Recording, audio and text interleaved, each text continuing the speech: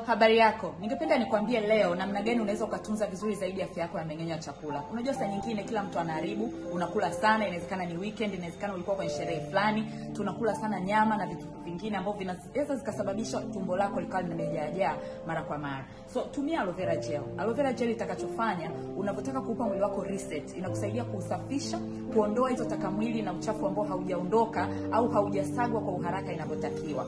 So aloe vera gel is a very good addition. Unainywa asubuhi kabla hujala chochote, iende ikasafishe mfumo wako wa mmeng'enyo wa chakula na kusaidia usagwaji wa chakula ambacho unakula. Lakini badala ya kuzoea sana kula nyama kila siku, saa nyingine unaweza ukabadilisha ukawa unatumia ultra kama mbadala wako wa protein. Kwamba badala ya kula nyama kila wakati ambayo inachukua muda kuyeyushwa, inakuletea changamoto kwenye afya ya utumbo, una uwezo wa kutumia hii protein inayotokana na mimea ambayo ina gramu 24 za protein kwa serving moja. Kwa hiyo unavyoimimina ukachanganya labda na juisi yako fresh